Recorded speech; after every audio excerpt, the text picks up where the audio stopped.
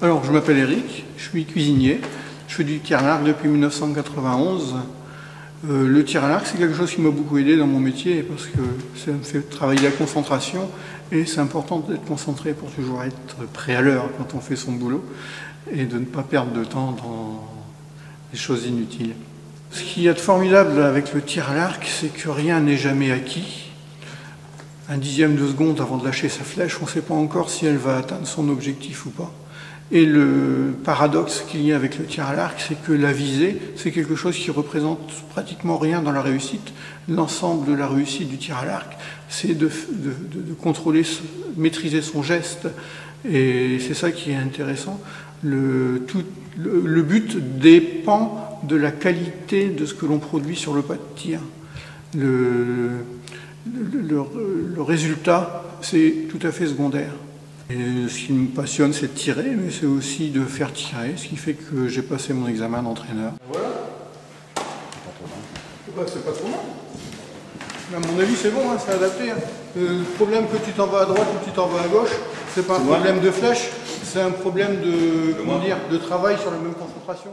Je suis devenu entraîneur parce que quand le club dans lequel j'ai commencé était très peu structuré quand je suis arrivé et il y avait besoin de structurer avec des entraîneurs, des arbitres, etc. J'ai choisi l'entraînement plutôt que l'arbitrage. Alors je suis entraîneur depuis 1995. J'entraîne les débutants et puis les archers confirmés, mais surtout les jeunes. Voilà, et ton épaule basse. Ouais, voilà. Ah oui, mais là, ton viseur n'est pas dedans, là. Alors, une séance d'entraînement dure 1h30. Alors, on leur fait faire tout d'abord un échauffement physique, hein, de manière à ce qu'ils puissent tirer l'arc sans se faire mal. Ensuite, on les fait travailler face à un miroir ou face à la paille, c'est-à-dire qu'on tire des flèches sans blason de manière à pouvoir bien préparer, à bien travailler son geste, étant donné, comme je disais tout à l'heure, que le geste, c'est la partie essentielle dans le tir à l'arc. Allez, on emmène avec son omoplate vers l'arrière. Allez, on tire là-dessus, c'est bien. T'as vu comment ça devient fluide le geste? Faire démarrer quelqu'un de zéro et puis l'amener à un niveau le plus élevé possible. Et c'est ça qui est intéressant et passionnant. C'est une réussite pour l'archer, c'est aussi une réussite pour l'entraîneur. Ça, mon plus beau souvenir dans le tir à l'arc, c'est quand Ludivine est devenue championne de France. Alors là, c'était quelque chose d'immense.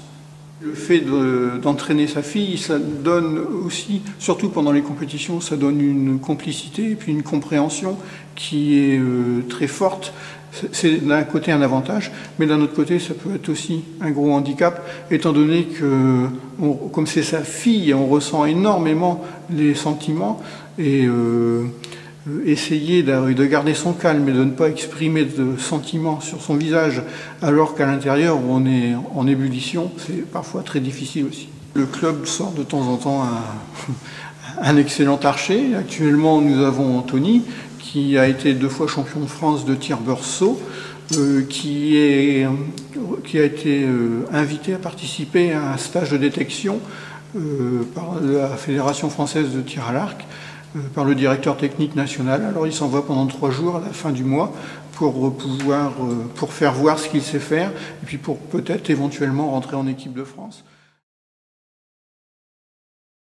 Pour être roi de France, il faut tirer l'oiseau. Le tir à l'oiseau, c'est un tir qui vient du Moyen-Âge et c'est un tir traditionnel.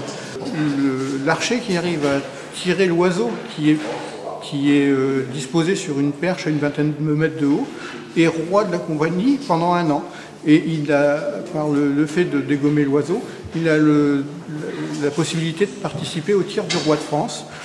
Cette année, j'ai donc été roi de mon club et je suis allé à Vic-sur-Aisne pour tirer le roi de France avec tous les autres rois de compagnie de France. Et j'ai réussi à abattre l'oiseau, ce qui me vaut le titre de roi de France pour l'année 2009.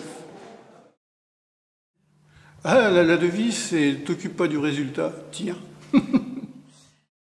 Alors, je m'appelle Eric, je suis cuisinier, je fais du tir à l'arc pour mon...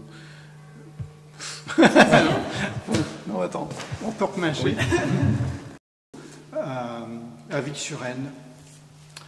Alors, non, ça va pas ça. C'est pas tous les rois de France. Tous les rois. Ah oui, merde.